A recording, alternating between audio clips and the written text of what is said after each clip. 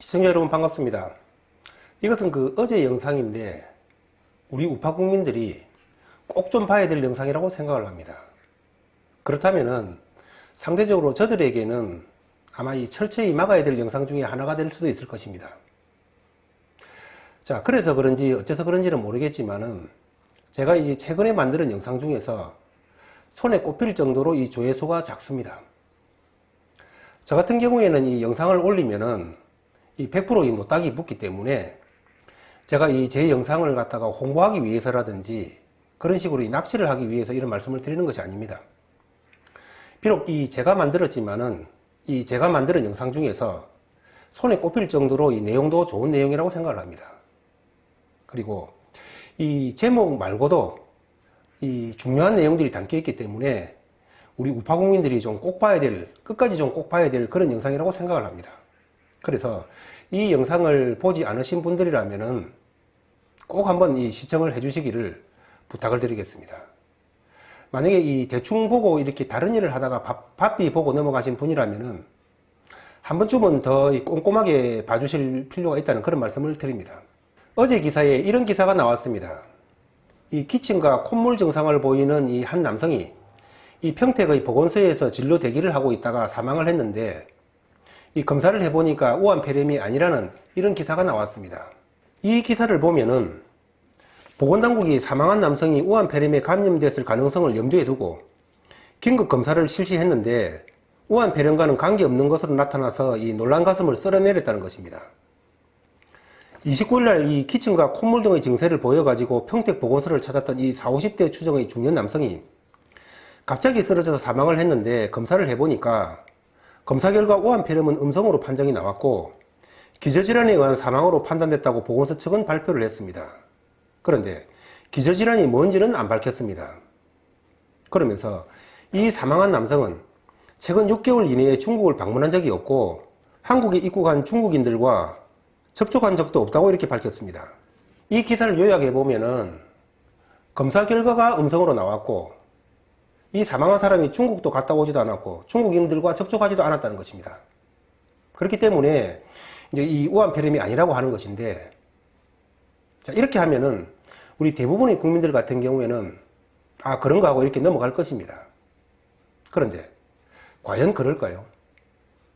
저는 이번 사건 같은 경우에는 그냥 이렇게 대충 넘어가서는 될 일이 아니고 이 속사를 갖다가 좀 이렇게 예민하게 이렇게 파헤쳐 볼 필요가 있다고 생각을 합니다.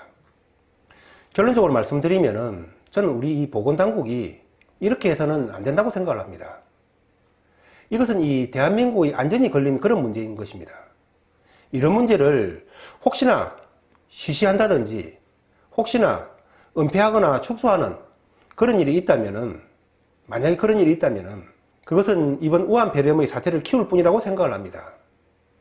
중국 우한시가 이렇게 쉬쉬하면서 이렇게 비밀로 하고 있다가 우한시를 폐쇄하기 하루 전날까지도 이 우한 시민들이 그 사태의 심각성을 모르고 이 거리에 마스크를 쓰고 다니는 사람도 별로 많지 않았다고 합니다. 그렇게 하다가 지금 우한시가 나아가서는 중국 전체가 이 지경이 되어버린 것이죠. 자, 상황이 이럴진데 이 문재인이가 우한폐렴해서 이 발언을 한다면 그것이 이 불안감을 조성하느니 뭐니 하면서 그것을 갖다가 범죄라고까지 이렇게 얘기를 하고 그런 식으로 차단을 해서는 안 될 것이라고 생각을 합니다. 문재인이가 연산군입니까? 연산군이 신하들에게 이 신원패를 채우고 말을 못하도록 그렇게 하지 않았습니까?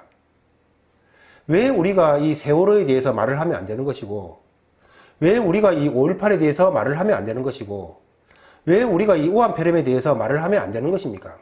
제가 왜 이런 말씀을 드리냐면은 이 중국에서 이 미스터리 환자가 많다는 이런 기사가 나왔습니다. 이 기사를 보면은 무증상 환자, 최대 잠복기 14일이 지나서 발병한 환자 등 여러 가지 이 미스테리한 환자들이 있는데, 바로 제가 주목하는 것은 제일 밑에 있는 부분입니다.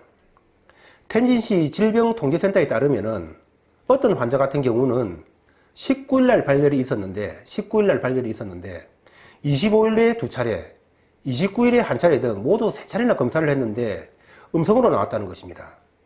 그러고 나서 이렇게 30일날 4차 검사를 하니까 4차 검사에서 이 양성으로 나왔다는 것입니다. 이것이 뭘 말하는 거냐면은 이번 그 평택 환자 같은 경우에도 음성이 나왔다고 해가지고 그것을 음성이라고 그렇게 쉽게 단정을 해서는 안 된다는 것입니다.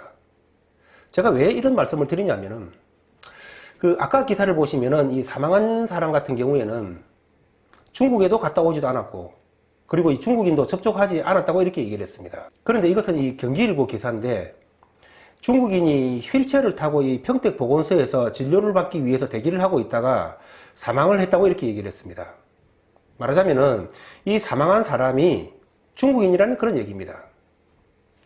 요 밑에를 보시면은 이 중국인 보호자가 이 사망한 중국인 같은 경우에는 6개월 이내에 중국을 갔다 오지도 않았고 그리고 이 중국에서 입국한 이 친척들을 만나지도 않았고 이 중국인 지인들을 만나지도 않았다고 이렇게 얘기를 했습니다. 즉 앞에서 말한 이 기사는 이 사망한 중국인과 관련해 가지고 이 사망한 중국인이 중국도 갔다 오지도 않았고 이 중국인 친척도 만나지 않았다는 이 보호자의 요 말만, 요 부분만 발췌를 해가지고 이 기사를 쓴 것입니다.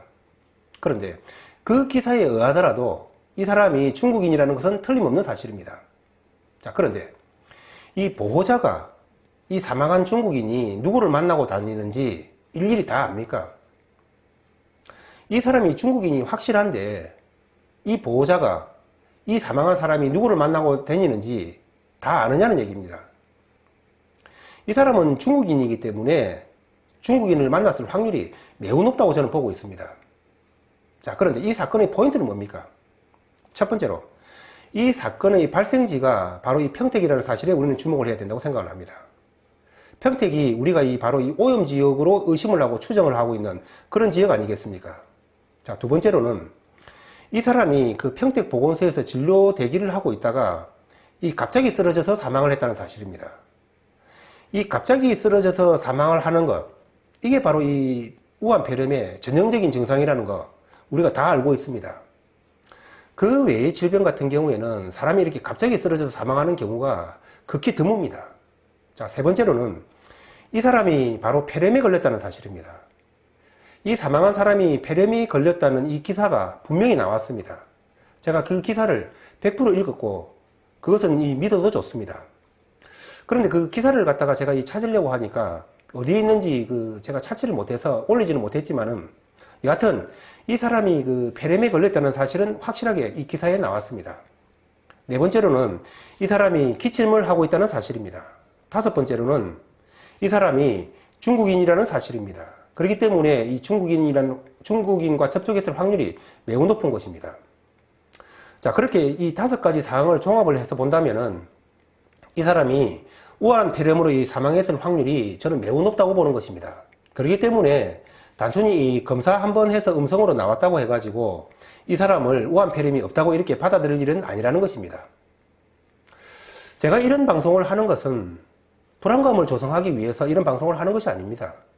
제가 간첩입니까? 왜 이런 불안감을 조성을 하겠습니까? 제가 이런 방송을 하는 이유는 우리 보건당국이 이 사람을 단순히 검사 한번 했다는 사실만으로 그리고 보호자가 이 사람이 중국인들을 만나지 않았다고 이렇게 보호자가 말하는 그것만으로 이 사람이 이렇게 우한폐렴이 아니라고 이렇게 단순하게 이 문제를 덮고 넘어가서는 안 된다는 것입니다. 왜 그러냐면은 그렇게 되면은 이 사람의 동선도 이 사람의 접촉자도 전혀 조사하지 않을 것이라는 것입니다. 이 사람이 우한폐렴이 아닌데 이 사람의 동선을 왜 조사를 할 것이며 이 사람의 접촉자를 왜 조사를 하겠습니까? 그렇게 되면은 이 사람으로 인해 가지고 수십 명, 아니 어쩌면은 수백 명의 추가 환자가 나올지도 모를 일이기 때문에 그런 것입니다. 이것은 우리 대한민국의 국민들의 안전과 관련된 문제인 것입니다. 이런 것을 시시하고 덮어놓는다든지 아니면은 이 누구의 눈치를 본다면은 우리도 이 우한시의 꼴을 면할 수 없을 것이라는 그런 말씀을 드리는 것입니다. 이런 식으로 이 당국이 허술한 발표를 하면서 안일한 대처를 한다면은 이 우한폐렴 사태를 더 키우는 것이 아닌가 하는 그런 이 걱정이 들어서 드리는 말씀인 것입니다. 자, 시청자 여러분, 우리 우한시에 거주하고 있던 이 국민들 368명을 귀국을 시켰는데 그 중에서 이 18명이 이 유증상을 보여가지고 이 격리 치료를 하고 있다는 이런 기사가 나왔습니다. 자, 이 우한폐렴 증상이 있는 사람들을 더 많이 데려온 것인지 아니면은 우한 폐렴 증상이 있는 사람은 가급적이면 안 데려오려고 했는데 그것이 걸러지지 않아 가지고 이렇게 더 적게 탑승을 했는지 그것까지는 제가 모르겠지만은 어떻든 단순하게 이 비율상으로만 본다면은 368명 중에서 18명이 증상이 있다면은 그것은 4.9%, 약 한 5% 정도의 사람이 증상이 있다는 것입니다. 자, 그렇게 본다면은 이 우한시 인구가 1000만이라고 했을 때 약 한 50만 명이 지금 현재 시점에서 증상자라고 봐야 될 것입니다. 물론 그 중에서 한 500만 명 정도가 사전에 빠져나갔다면은, 그래서 그 500만 명이 단 한 명도 이렇게 그 증상자가 없다고 가정을 한다고 하더라도 적어도 현재 시점에서는 한 25만 명 정도가 이 증상자라고 봐야 될 것이라는 것입니다. 그렇다면은 이 증상자가 뭐 몇천 명이다, 8천 명이다, 이거 아닌 것이죠. 장난이 아니라는 그런 얘기가 되는 것입니다. 자, 그런데 이 세계 각국이 이 우한에서 있는 자국 국민들을 이 귀환을 시켜가지고 이 격리를 시키고 있습니다. 제일 심한 곳이 호주인데, 호주 같은 경우에는 이 육지에서 상당히 떨어져 있는 그 섬에다가 이 격리를 시킨다고 합니다. 그리고 일본인가요? 일본 같은 경우에는 뭐 큰 배를 하나 이렇게 빌려가지고 거기다가 이렇게 그 귀환시킨 국민들을 이 격리시킬 것을 검토를 하고 있다고 합니다. 그런데 우리 같은 경우에는 우한에서 온 6,430명이 그 중에서 아마 대부분은 중국인 것인데, 그래서 우리하고 연락도 잘 안 될 것입니다. 그런 사람들이 6,430명이 대한민국을 활보를 하고 다녔거나 아니면 일부는 돌아갔을 것이라는 것입니다. 그리고 그것뿐만이 아니죠. 이번 설 연휴에 무려 13만 명이 이 관광객이 들어왔다고 하지 않습니까? 그런데 일본 같은 경우에는 이 관광버스 기사가 감염이 됐고 이 관광 가이드가 감염이 됐습니다. 결코 이거 장난이 아니라고 봐야 될 것입니다. 그런데 거기다가 조금 있으면 이 중국인 유학생들이 무려 7만 명이나 쏟아져 들어옵니다. 자, 그런데도 우리 당국이 우한 폐렴에 대해서는 말도 하지 말으라면서 이렇게 엄포를 놓으면서 대책은 이렇게 허술하게 하면서 넘어가서는 안 될 것이라고 생각을 합니다. 이번 같은 경우에는 우리 대한민국 국민들의 안전과 관련된 문제이기 때문에 날카롭게 살펴보고 세밀하게 대처를 해야 된다는 것을 촉구하면서 오늘 방송을 마치도록 하겠습니다. 감사합니다.